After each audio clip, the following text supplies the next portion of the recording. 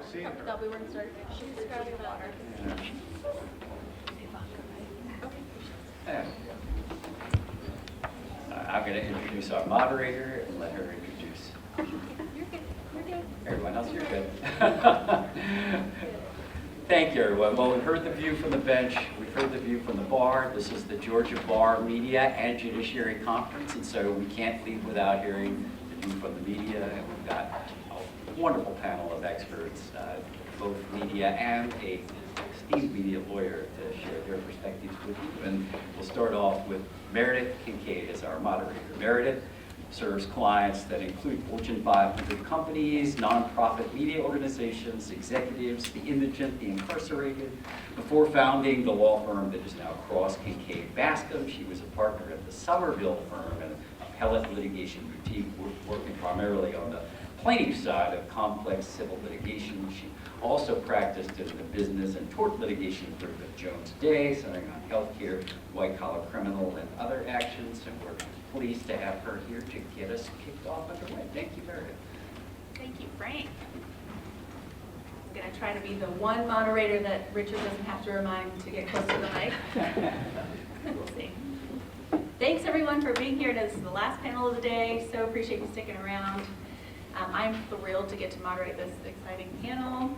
We've got our media professionals who are not only at the forefront of all of the chaos and issues that we've been talking about today, but these in particular I think are really here and meeting the moment. So I'm looking forward to hearing from them. Now you have bios in your materials, but I'll just do some very quick introductions and we'll kick it off. So let's start with our panel in the middle here. We've got Sarah Aarthun. Sarah's the Senior Director for CNN's National News Hub. So she's leading multi-platform coverage of major domestic news events during the transformative time for the organization, for sure. Over the past year, she's played a central role in directing coverage of the wildfire disaster in LA, catastrophic floods in Texas, the Charlie Kirk assassination and manhunt, and the shootings of Renee Good and Alex Credit, along with the broader immigration enforcement crackdown around the U.S. Thank you for joining us, Sarah. Thank you. Really light topics. Yes, that's been our day. Next, we have Richard Fausset. Richard covers the South for the New York Times. In 2020, it was his reporting, beginning with a public records request, by the way, that broke open how prosecutors and law enforcement officers were responding, or perhaps more accurately, not responding, to the 2020 slaying of Ahmaud Arbery in Brunswick. He writes about conservative culture, gun issues, election interference issues between Donald Trump and Fulton County. Thank you for being here, Richard. And then, last but certainly not least, we have Professor Ivanka Pjesivac, and I apologize. I did try. Ivanka leads UGA, and I hope informally, if it's okay if I call you Ivanka here. Okay, thank you. Ivanka leads UGA's Grady College Department of Journalism. She researches and teaches in areas that are certainly highly relevant to today's discussion, including media trust and credibility, public opinion, international and cross-cultural communication, and effects of digital news content. She's a former journalist and the current director of UGA's Cox Center for International Mass Communications, Training, and Research. Thank you, too, for being here, Ivanka. Thank you. And I'd actually like to kick off today's conversation with you, Ivanka. So your primary area of research is trust and how people process information from different sources of media. Can you please walk us through generally how trust is built and kind of how we got to where we are today in terms of, how some people trust certain messages and messengers and not others? Why don't you kick us off? Thank you. Yes, I'm primarily a trust scholar, and we're in a complicated situation right now, and probably all of you have read various research reports that indicate that trust in the United States has been declining, trust in institutions as well as trust in majority of institutions, as well as trust in news media in general, right? So just going to start and kick off this conversation by trying to identify some factors that might impact how we perceive news media and news media's work. Trust is a complicated phenomenon, and when we generally talk about why people trust or distrust certain institutions, we talk primarily about performance or perceived performance, right? In democracies, usually. And in theory, people trust institutions that perform well, and that don't trust institutions that don't perform well. In theory, in practice, though, performance is certainly one of the factors. And if you look at the news media and the news media research, audiences would identify, members of the audience would identify certain performance variables when they talk about why they trust or distrust news media. So they would talk about, yes, we think that this certain media organization is biased, or we think that this certain media organization did not pick their topics fairly, or they're sensational. So all these indicators tap into the concept of performance. So that is one variable is how do we see news media organizations, and how do we see news media in general, right, based on their performance or perceived performance. What do we think, and how do we think they perform? But it's not all about the content. It's not all about how news media perform. When we research trust, we also look at the members of audiences, right? And we try to parse out what are those individual factors that impact how these individuals perceive news media, right? And what we have seen lately, there are a variety of individual factors that impact whether news media will be perceived as credible or not credible, right? And you probably heard about a lot of these factors, but one of them is confirmation bias, right? And we all see this in a polarized media environment where people are actually looking not for information, but they're looking for confirmation of their opinion, the opinion that they already had, right? So that's one individual. There are many others, but that's certainly one of them. And then third, there's this general digital media environment that we live in, right? We call that hybrid environment in which traditional media organizations have to coexist with new forms of media, such as social media, right, or algorithmic searches. And in this environment, and several people from previous panels have indicated the role of misinformation, disinformation, and other false messages in trust perceptions, right? So in this hybrid media environment, digital media ecosystem, the role of misinformation has to be really highlighted. We already heard from previous panels that false messages are traveling today faster than ever, are reaching large numbers of people around the world in a very short period of time. And although research has shown that misinformation and false messages are not primarily coming from traditional media sources, that perception of news media and of not on news media, but the general perception that there is false messaging out there also spills over to the perceptions of news media. So they are kind of collateral damage. Some of them are collateral damage in this particular context. They're put under this abstract umbrella of news media, right? And I mentioned two more, and then we can move on. But we also have to think about the cultural context that we are in, right? I hear a lot of people saying trust is declining around the world. Depending on the country. Let's take a look at the numbers, right? And yes, in some countries, but not in other countries. So when we are looking at why people trust or distrust certain messages, let's also try to look at the general context, political, social, and cultural context. The United States has different media system than Finland. Finland has different media systems than China. They all have different political systems. Social situation is different. Their cultural norms are different. And that certainly influences how people feel about the institutions that they live with, right? And institutions also meaning news media, right? So that all of this complicated environment actually impacts how we perceive news media and how we allocate trust. But the research also shows that it's not the same. In the United States, currently people have higher trust in local news organizations than in national media organizations, right? So proximity really matters. It also shows that people do trust certain journalists, right? They identify themselves with certain journalists. We call that particularized trust, which is different than institutional trust or trust in news media's expert systems. So you will hear people saying, if you ask them in general to trust news media, you will hear them saying, no, they're all bad, they're all biased, right? And then you mention, how about Sarah? Do you trust Sarah? And they're like, oh yeah, I know her. she's a great person or her reporting is great, right? So there are all these different types of trust, level of trust, environment that we live in that impact how we perceive and how we consume media messages. Stop here. I feel like there's a lot more that we can Oh, get yeah, into we there. got it. Maybe we will. There have been a lot of national conversations about these challenges that Ivanka has alluded to, some of these digital ecosystems, disinformation, social media, algorithms, AI. And then you also have an administration that purportedly employs this flood the zone strategy, trying to sow as much chaos as possible through outrage, trying to manufacture headlines and news in order to distract from, in some cases, very real harm that it seems that they don't want the public to really notice. I would love to hear some of your thoughts on ideas about how to combat some of these forces and maybe try to break through.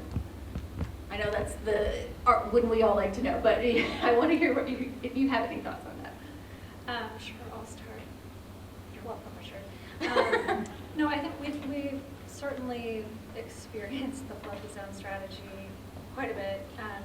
My team covers national news, so we're not as deeply embedded in the political coverage as our political unit and our DC teams. But it does feel a little bit just like we are pulled in many different directions on any given day based on what's happening out there in the news, and trying to keep up with that. And I think we all got into this business because we want to hold power to account, and that feels more important than ever in the current moment that we're in. So we have to kind of choose the most important things to focus on to start and highlight those and make sure those are getting attention and coverage.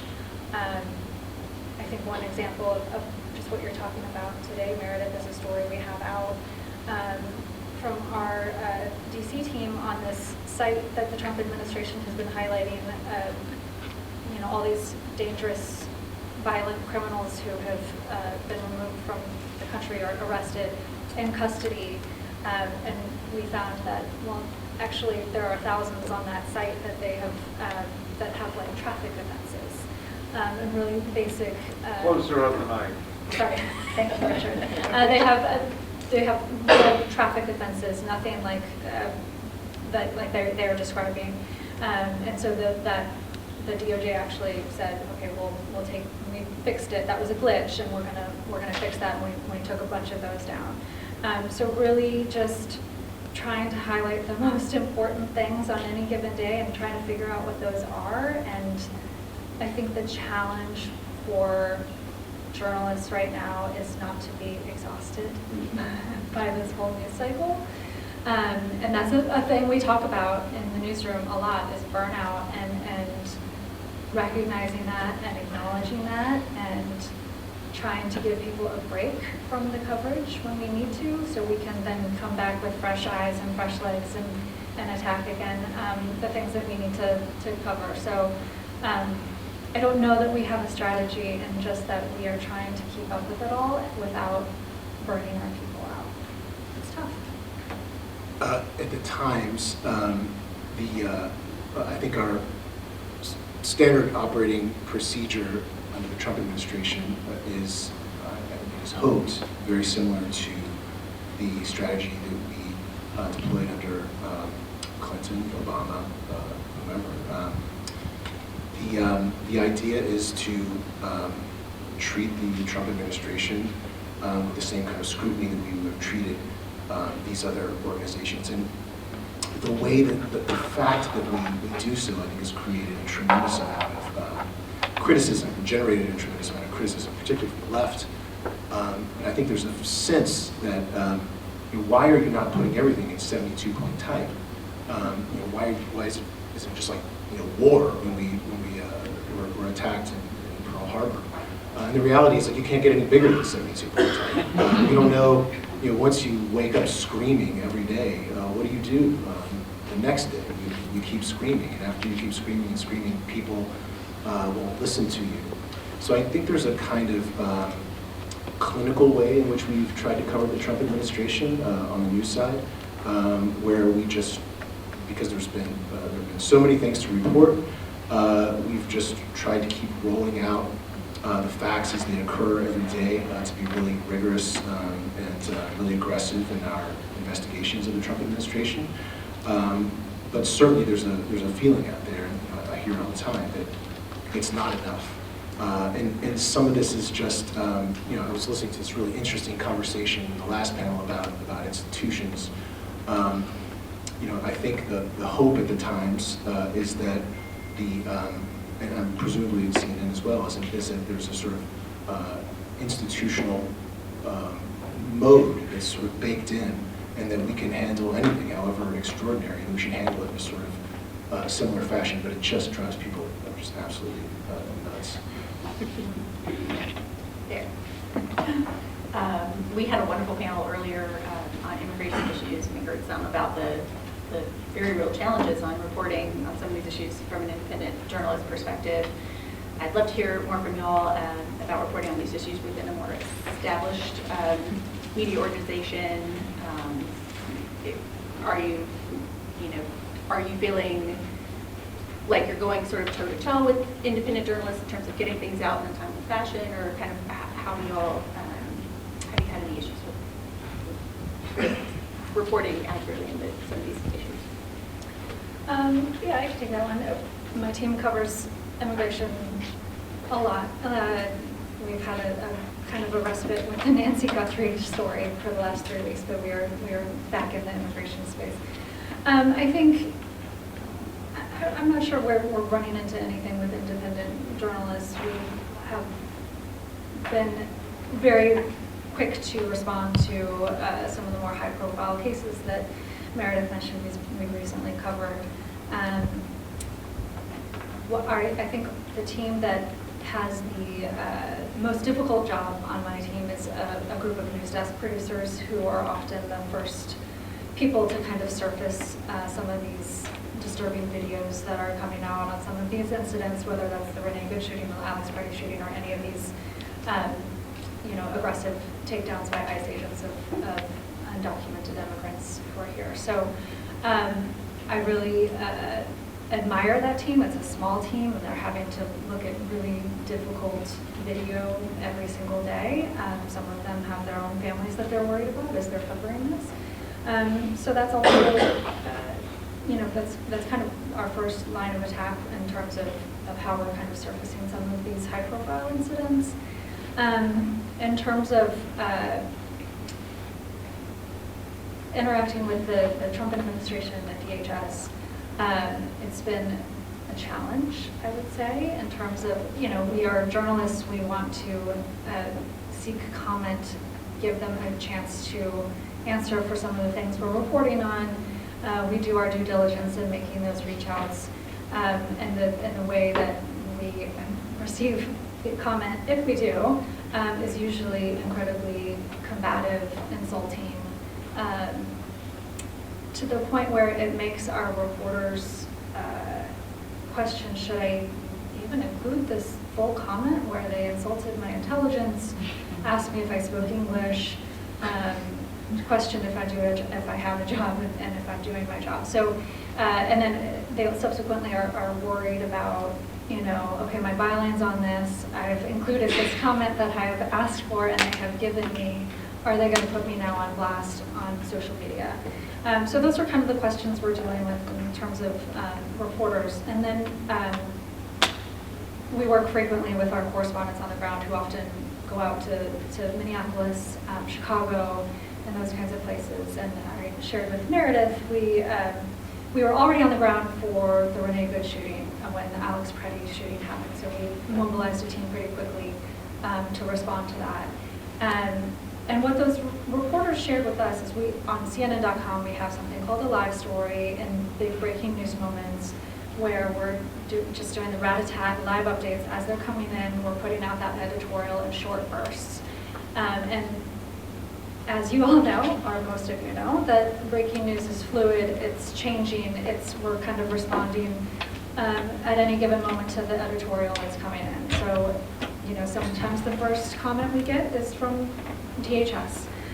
without a clear picture of what's actually happening on the ground. So what those correspondents shared with us is residents in Minneapolis who saw this happen, or were talking to their neighbors, were getting very angry at the reporting that was up on our website as it was coming out.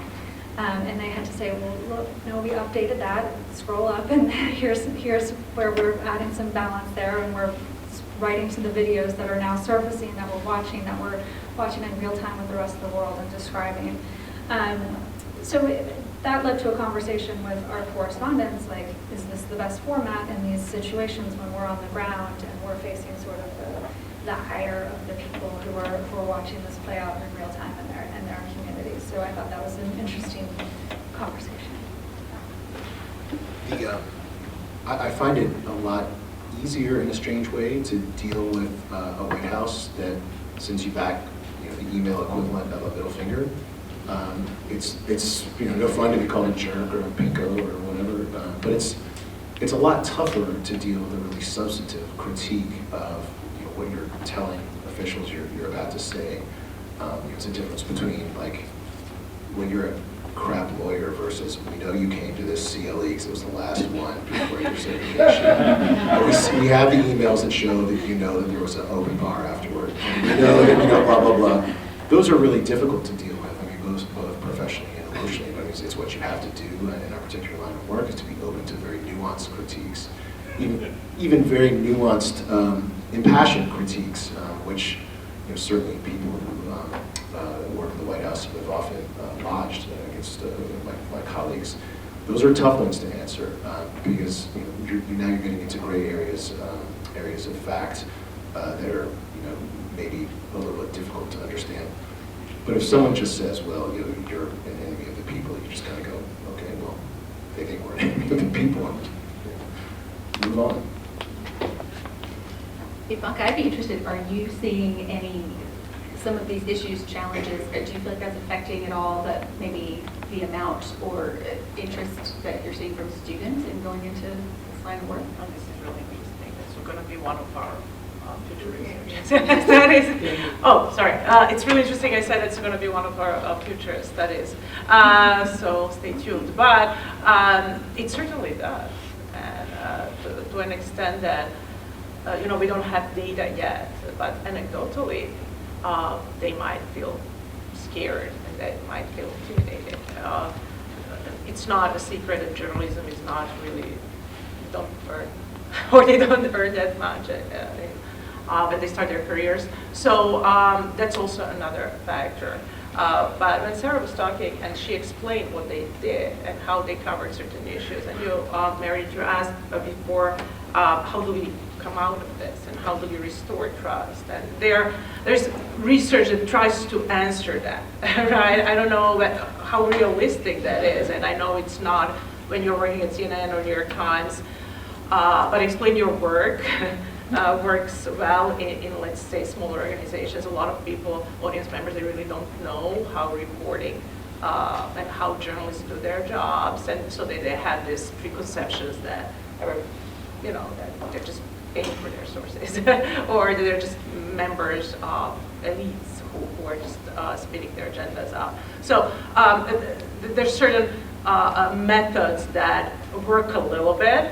To restore trust, one of them is explain your work, right? Say what you did, how you did it, when you did your news story, what kind of challenges you faced, engage members of the audience to get their feedback, and then write that on the, and I know it's extremely hard, but I mean, you're,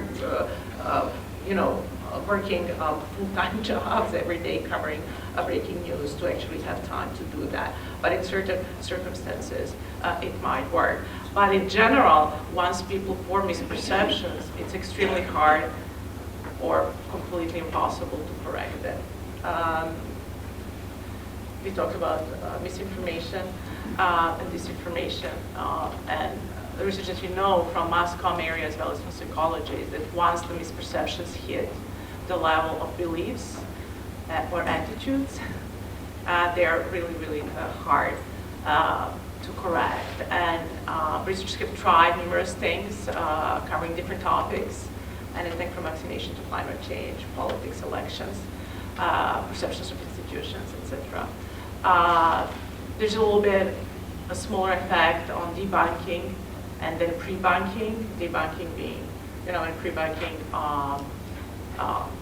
the audiences or the individuals, but really small effect. And then we also saw some effect in visualizing information, right, and presenting information in visual form, infographics. That works a little bit, but really the bottom line is and that's why this entire setting is one of the reasons it's very dangerous. The current digital ecosystem is very dangerous because once you form misperception about a topic, it has the tendency to get the psychological line of beliefs and attitudes, and then it's really hard to correct it. Ivanka, what is pre-bunking? Oh, pre-bunking and debunking, sorry. There are methods of pre-bunking and debunking. So let's say you're dealing with certain false information, right? So what some researchers try to do is pre-bunk audiences, telling them, okay, this is false, right? Telling them before the information gets to them, right? Misinformation gets to them. That this is circulating, this is what's happening, right? So you kind of warn people that there are certain issues that might be discussed in a misleading way, right? And you can do that at the end, right? You can debrief the audiences and say, okay, this was false. But by then, they might have already formed their opinions. So both pre-bunking and debunking have been used in research to try to address misinformation issue. We had an earlier panel on open records issues, and it was really interesting. I'm sure you've all had your own experiences with trying to work within the Georgia Open Records Act or FOIA. Can you please tell us maybe a little bit about your experiences and if you found any particularly effective strategies for seeking open records? I think Georgia has quite good open records law. There are really good people here who can help you sort it out if you're a reporter working here. There are so many different strategies that I know both lawyers and journalists use when it comes to using the Open Records Act. Sometimes you're just going fishing and hoping somebody said something that might advance a story or might create a story as part of a conversation that happened over a public channel. And I think that's what happened in the case of the Ivan Marbury story. I just kind of figured that people were saying stuff in this particular, it was Brunswick, Georgia, that particular county, and they weren't taking the time to, go off of the original, go off the channels where I could sort of scrape the information. There are other states that aren't so good. In Tennessee, you have to be a resident of Tennessee to be able to file a public records request under their state law. So we use stringers and other part-time people there who help us when we need something in Tennessee, although we now have a good reporter in Tennessee full-time. I was pretty dismayed in the state where I grew up, Louisiana, to find out that in the last couple of years, the governor there, Jeff Landry, has really tightened up the public records law as it pertains to his office.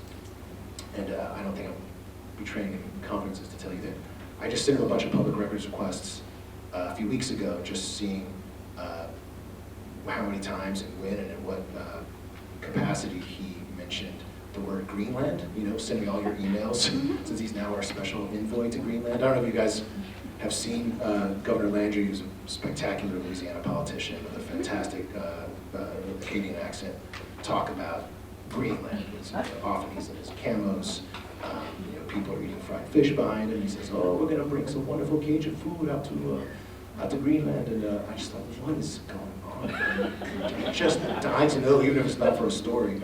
Well, I found out that one, only as it pertains to the governor's office now, you must be a Louisiana resident.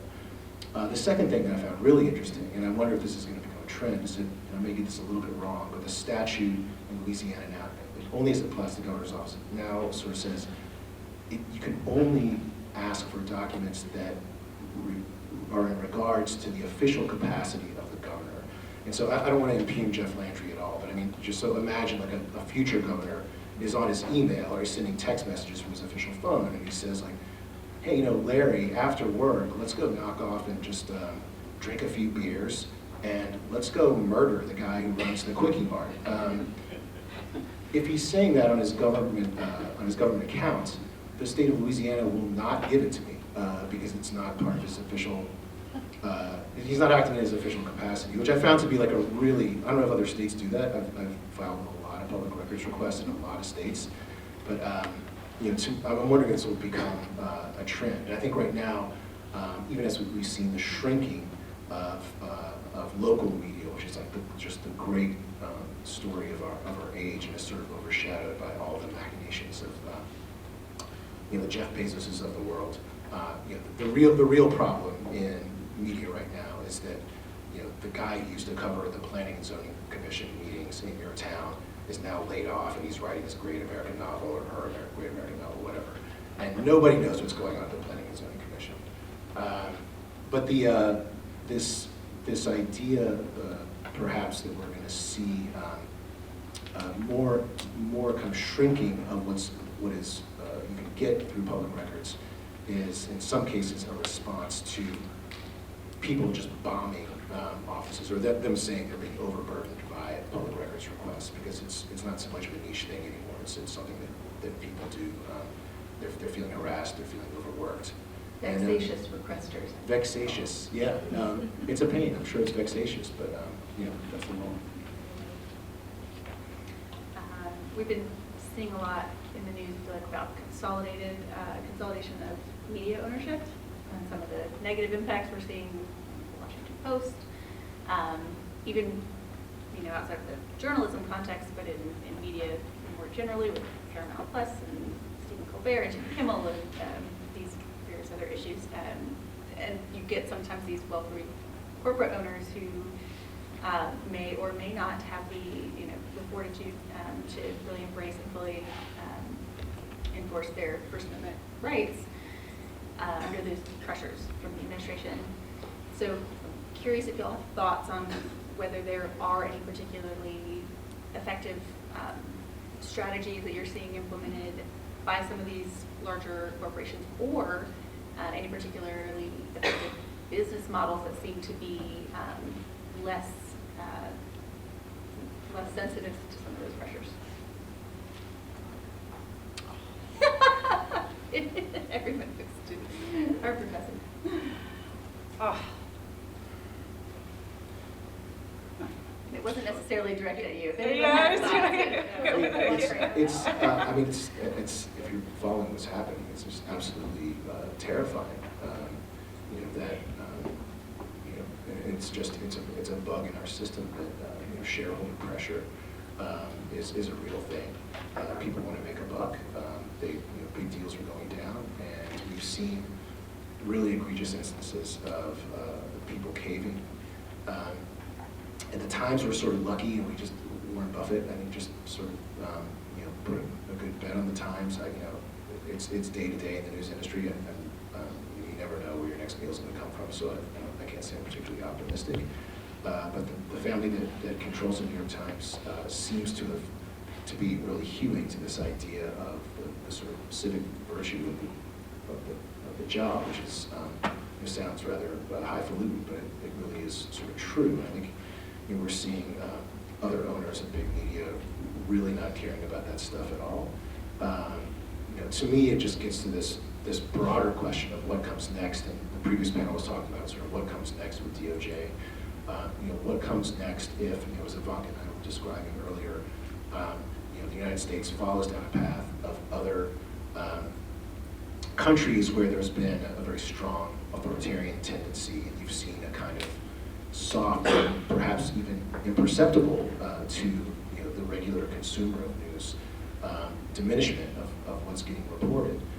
Where does that all lead us? And I think it's it's such a it's so difficult for people to track in their day-to-day lives. I mean, CBS, for better or for worse, is now a different organization than it was a few weeks ago, but it still has the big eyeball, and it says CBS News in a certain font, and so there you are.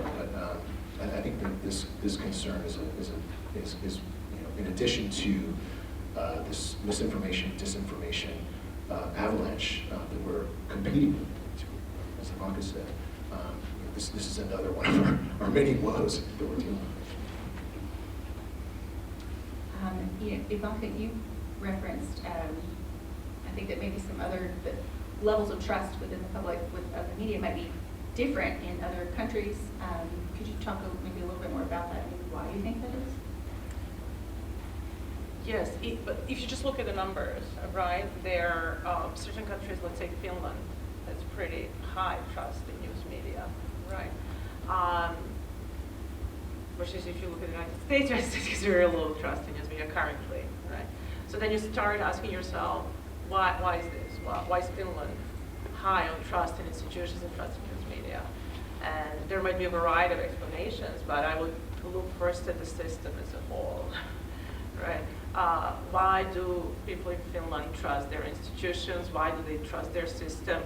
And there certainly is a variety of variables that are systemic variables within themselves that impact how we perceive our news media, right? And that's for democratic countries, right? Because trust is built differently in democracies versus in authoritarian regimes, right? In democracies, it's not really totally bad to be suspicious. It's actually good. We like healthy skepticism. We don't like, when we are conducting research, we don't like to see absolute trust or absolute distrust in democracies, right? What we like to see somewhere in the middle. We like healthy skepticism. We ask questions. We fulfill our watchdog role of the government, right? We are suspicious towards the powerful. So that's our role. So democracy is actually having this midpoint of what we call healthy skepticism. It's good. It is good. We don't like complete trust or complete distrust, right? But trust in autocracies and authoritarian regimes is built differently. If you conduct, if you look at the research, let's say in some countries as China, trust in China is pretty high. But then you ask yourself, well, why is that? And do we want that kind of trust? No, we don't. The answer is no, we don't, right? So when we are analyzing those numbers, they really have to be taken into the context of the country that we are analyzing and the system, the media system, political, social, and other types. And do you think part of that is also that, I mean, Finland has a pretty broad social safety net, so people require, receive a lot back from the government. It's almost, do you feel like maybe that's also part of like yes, trust? there's this whole notion of public interest, right? That might be different in some European countries than it is in the United States. How do we conceptualize public interest, right? And you will, like the newest Pew Research Center study says, and I highlighted this because it's really important how they ask the question. They said majority of Americans express low confidence in journalists to act in public's best interest. So it's different. It's a different question than do you trust news media? That's a very different question. And the numbers are low, according to Pew. Right. So this is the perception of the audience, that their institutions, in this case, journalists, are not, again, perception, are not acting in their best interest. So if you look at Finland, if you ask people in Finland, they might say, yes, I have high degree of confidence that my institutions are working in my best interest. During COVID, if you conduct research during COVID, let's say healthcare systems started to kind of have some decrease in trust. People start believing to a certain extent that it's working in their best interest. Right, so that taps into the notion of public interest. How do we look at our institutions? Do we look that they're working in our best interest or that they're working in the interest of somebody else? And primarily when audiences are talking about those interests, they think in their heads about do they work in the interest of those in power, political power, economic power, consolidation of capital and so on. Are they working for Jeff Bezos or are they working for me? Right. We heard this theme earlier come up where people, when they feel, it's one thing to hear about other people that are impacted by a policy or whatever it may be, but it is very different when it's actually you that's affected, that you see that's kind of what it takes a lot of times to get people to care and to change their outlook. Yes, and it's interesting that you mentioned care, right? In one of the research that we conducted again during COVID, the new dimension, that's how I interpret it, of compassion emerged in the perception of credibility of expert sources, right? Traditionally, in the United States and in Western literature, we conceptualize credibility of the source as expertise and trustworthiness. I trust you because you're an expert, and I trust you because you're trustworthy, right? But during COVID especially, people started looking for compassion. Is this source compassion? Do they care about me? That's different, right? That's very interesting, right? So people were looking at whether this expert who is on TV and telling me is not only an expert in vaccination, but does the expert care about me as a person? Or does the government official who's telling me about the pandemic cares about me as a little ordinary? And it is a different question, but is there a connection there? Like, if people think that the government does, or whatever it is, the media organizations care about them, are they more likely to then trust? Yeah, well, now it's hard. You have to ask journalists now. Because one of the primary tenets of journalism is to be neutral and unbiased. So what journalists are trying to do when they're reporting it, they're trying to stay neutral. Really, right? You're trying. So practicing care might be a little bit more difficult for you because that could be perceived again as biased, right? Or well, I think, I mean, it's been a long time since I've been a reporter, but I think you always want to establish some sort of connection with the source.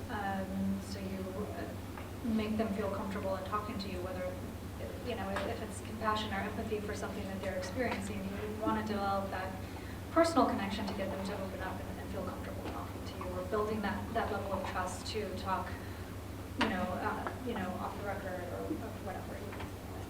Sure. I mean, certainly the projecting the idea that, oh, I care about you and I care about your feelings is so easy to use as a tool of manipulation.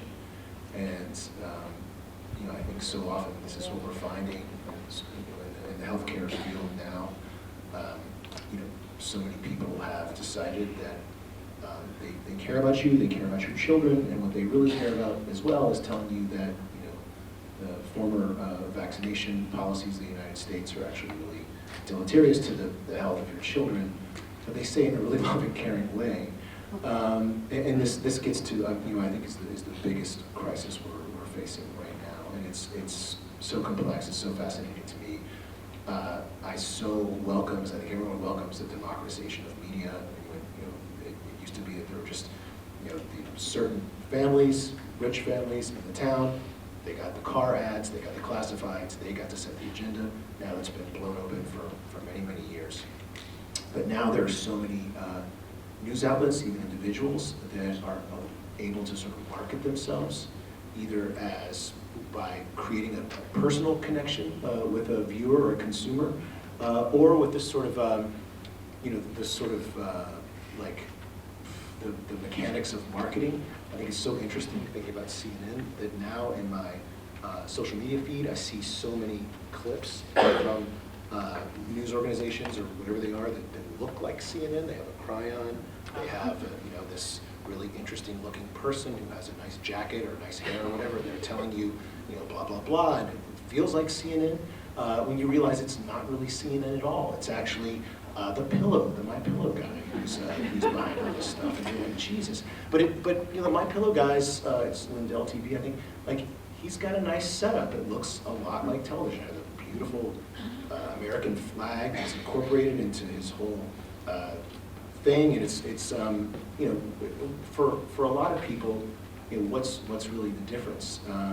And I think this is why we have the news media is struggling in some cases with trust. Like, what's the difference between us or CNN and the My Pillow guy? If you're just sort of like browsing. They're mimicking the credibility cues, so that one of the credibility cues is how you look and how you present, as well as your logo. So what they're trying to mimic is they're trying to mimic the major source credibility cue, which is CNN logo. Isn't it clever? While also maybe capitalizing on that individual, people developing trust in an individual as opposed to Yes. We're also seeing an unfortunate barrage of retaliation against journalists and really all of us for exercising our First Amendment rights. This includes the increasing use or arguable abuse of the search warrant procedure to obtain documents or information the government can't otherwise obtain. We saw this with the Washington Post reporter, Hannah Nathanson. Her property was seized in an effort to apparently try to figure out who her sources are. We've seen this, of course, with the raid on Fulton County. The Fulton County election, the government first tried to get some of these records through various civil lawsuits and mechanisms, and to date had been unsuccessful, so they went the search warrant route instead. If you're interested, we've got some materials on the reading materials, which are some of the motions and orders in some of those cases that might be interesting to take a look at. We've also heard, we talked about earlier, some journalists getting arrested, even deported in the case of Mario Rivera.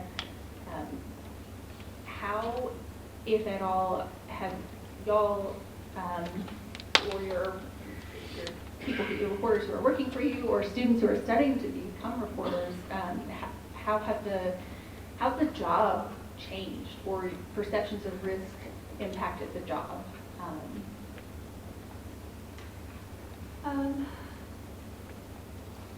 I think all of it is alarming. It's something we talk about frequently in the newsroom.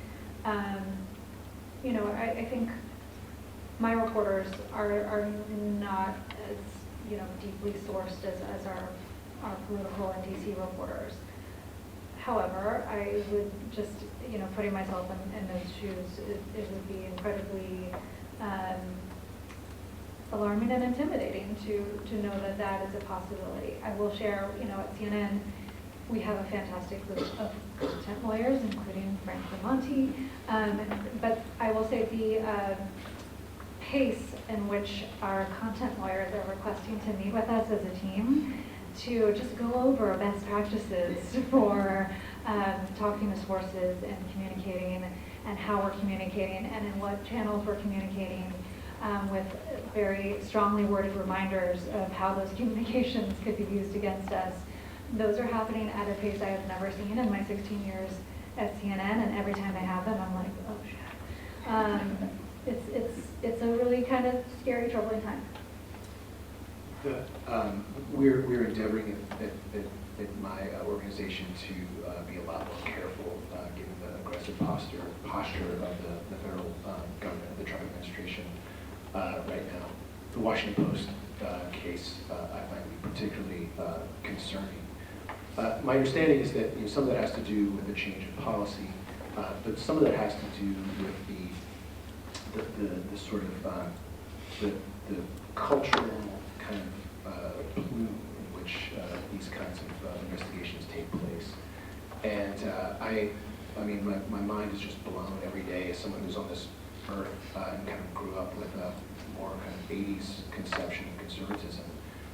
To wake up every day and realize that the Trumpism, and I think this is not speaking ill of Trumpism, I think it's just objectively true, is anti-institution, it's anti-institutionalist, and is by its very definition really not very conservative, and certainly not in a sort of Burkean sense. There's a sort of revolutionary aspect to Trumpism. Well, sure, rename the months. It's the 18th Brumaire or whatever.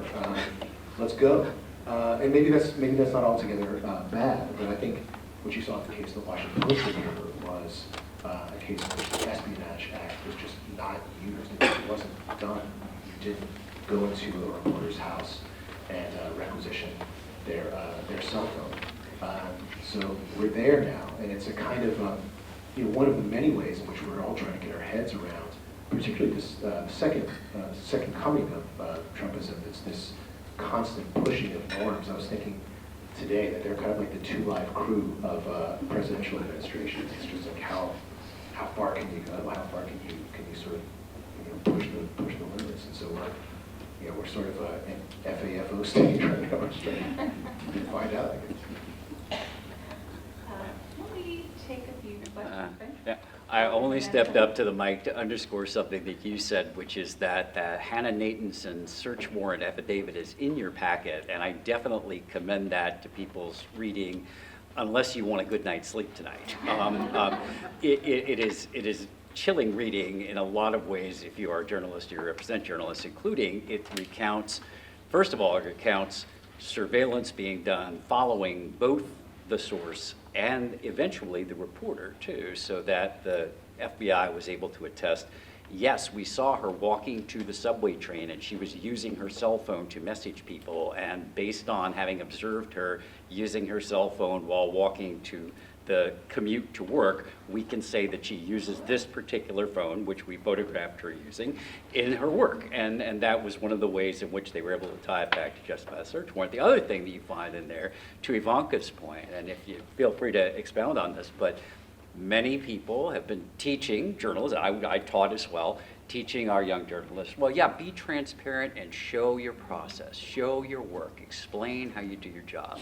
And if you read the search warrant affidavit, it recounts all the steps that Hannah Nathanson put into her reporting as justification for searching her. So it says, look, Nathanson acknowledges in her writing that she uses Reddit in order to communicate with sources. Nathanson acknowledges in her writing that she uses Signal on her cell phone to communicate with her sources. And so every single one of those transparency efforts to share her process with sources went right into the search warrant affidavit as a basis for raiding her home. So anybody who feels like they'd like to comment on that and how we advise journalists to act knowing that this is now on the table, please do.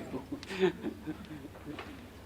don't think people who designed recommendations thought that would happen. So how do you advise them in a current situation? I don't know what you do. I don't know. I mean, I find it so interesting that, you know, the system such that it is, and again, this is not just a legal system, it's just kind of the way things work in this particular democracy, is that we, the reporters, we want you to leak to us. We really want you to leak to us. We want you to break the rules of your institution if you think the institution is doing stuff that's really weird or really bad, and leak us information. And it's not perfect. And it, you know, in other systems like the Chinese system, I imagine, that seek for a more kind of a certain kind of perfection. This is something that would be severely frowned upon, but it's just kind of a reality of adulthood that things aren't always perfect. And I love that sort of probably overused Leonard Cohen line that there's a crack in everything, and that's what lets the light in. And that's certainly a huge part of the job of investigative journalism. And I think it's in a mature democracy, the acknowledgement that there are certain cracks in this kind of funky system, and that's how we sort of loiter along, is really crucial. And I don't know, I can't get in the mind of Donald Trump or Matt Bondi, but I wonder if this is just part of the, just part of their mindset, which is, we can't. Why do we have these cracks? We can't have these cracks. And I mean, something the Obama administration, was also pretty aggressive, if I'm not mistaken, in cracking down on journalists. So this is something that's we're a pain in the ass. That's our job, really, is to be a pain in the ass, and hopefully people think that we're doing it for the greater good. But it's no fun. I think from the legal standpoint, it's interesting when you think about probable cause has traditionally been such a low bar. I think there are some interesting questions about, some of these, the judges, signing off on some of these warrants. And I don't know, probable cause is a concept that comes from our Constitution, and of course a constitutional amendment feels impossible these days. But maybe it doesn't have to be. Maybe our current interpretation of probable cause doesn't necessarily have to be how it is going forward. It's interesting to think about also from the legal standpoint, I think. Maybe, do we want to take any additional questions from the audience? Do we have any questions from the audience? I have a question. I'm sorry, so our viewers can hear as well. My name is Kathleen, and I'm just really grateful to all of you for your work. And as lawyers and journalists and members of the public, I just wanted to put to you, isn't it your job to sort of sound the alarm? And this is not normal. This situation that we're in right now is not normal. I mean, you mentioned, Richard, waking up and feeling like every day is screaming, right? But as lawyers, lawyers take things in a measured approach, and of course, journalists are trying to see both sides of the story and present things in a fair way. But can you give us a little bit more sort of a call at the end of this full day of wonderful panels and discussions that sort of situates us in this moment? And maybe I'm off base, but I would just love to hear a little more from you about where we are and what needs to happen. So thanks. Let's have to go first. Okay, so I'll read a quote from one of the participants in the Pew Research Center study. And the participant said, "It used to be, as a kid, I could just turn on the news on TV and it's like everything is believable and credible," a Republican woman at 40 said. "But in a world where everything has become much more biased and unreliable, and biased sources, you have to kind of take things with a grain of salt and look at where is it coming from and who's the source and what is their main goal. And you just have to put the filter on it." Now, had I not known that this is from Pew, I would have said it's from one of my research studies in Eastern Europe. Because this is exactly how Eastern European audiences would describe how they looked for truth when they were faced with, let's say, cacophony of sources and unreliable, let's say, sources. And I call that reading through the lines, between the lines, or looking through between the lines. And I think that's what, in general, audiences in the United States are trying to do nowadays. They are looking for their truth between the lines. That process includes reading a variety of sources, but it also includes, at least for my Eastern European audiences, it included reading one source day after day, and trying to look for the truth. What was the truth? It's not necessarily bad. It is bad because, we had this particular chaotic situation, but audiences are changing, right? Some of that is chaotic, it is traumatic, and it is hard. It's not easy, but democracy is not easy, right? Nobody said that this is going to be easy. The democracy is just going to last. It's not easy to sustain it and maintain it. That doesn't mean that we have to abandon it. It's going to be hard to find the truth, but there are ways to find the truth between the lines. So I mean, I would, since we're at the Bar Association, I would throw my answer back on the bar. Regardless of what you think about the Trump administration, the judiciary, we're seeing is playing, and an independent judiciary is playing an extremely important role in helping us navigate this really complex and some people very frightening, some people very exciting time in our nation's history. I think probably everybody in this room knows some Federalist Society judges who like some things about the Trump administration, think that some of them are fine under the law, and then really take issue with a lot of things. And I think the Federalist Society judges around the country have taken a number of stands against things that they found to be particularly egregious. At the federal level, this collegial branch of government is, as we saw today, I think it maintains its independence, and I think when you look at similar crises from countries you know much better than I, one of the things we can rely on in this country is our institutions that for now 250 plus years we've relied on to sort of muddle through. And I can't imagine, particularly on the federal level, a more important branch than the federal judiciary right now. So I don't know how you do it in your day-to-day interactions, but I think doing what you can to continue to advocate for a very strong and very independent judicial branch is, to my mind, one of the most important ways to sort of survive this movement.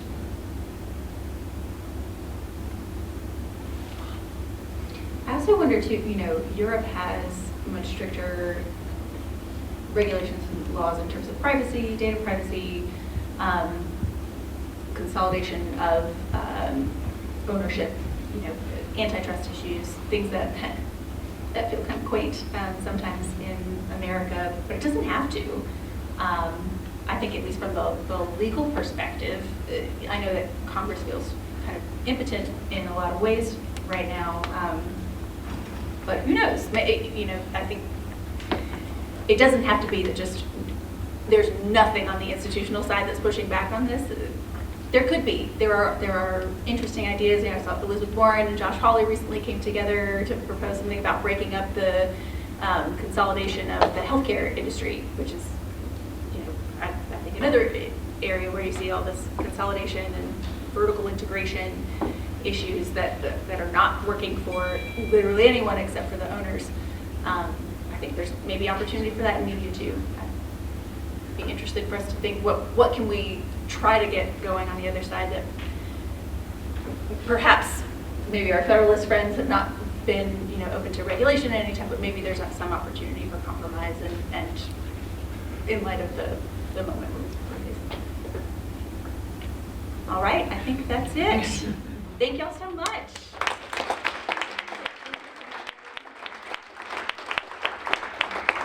Just a quick concluding remarks. I want to thank you all so much for joining us for the 35th annual edition of the Georgia Bar Media and Judiciary Conference. We hope you found this to be informative, a lively day of discussion. In the spirit of building bridges between the bar, media, and judiciary, we're having happy hour right after this. I hope you'll join us. We're incredibly thankful to all of our speakers in particular, including our volunteer moderators who devoted countless hours of preparation.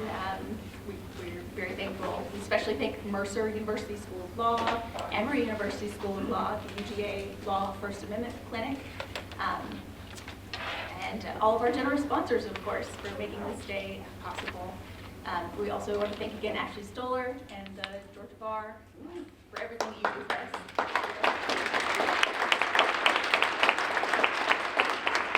As a reminder, if you are a Georgia attorney seeking CLE credit and you didn't put your bar number into registration, or you don't remember if you did, please, you can always stop by the registration desk to check and make sure so that you get your CLE credit. That's the time of year we're in. And finally, if you missed any portion of the program, you will be able to find it on the Georgia First Amendment Foundation's YouTube channel soon. That's going to be up soon. All of the panels and speakers today will be posted. With our deepest thanks to the UGA Grady College and student videographers Jillian Ward and Kathryn Young for making it happen. Please travel home safely. Thank you for attending. Please check all of our free educational programming at the Georgia First Amendment Foundation. That's gfaf.org. Thank you so much. Let's go happy hour.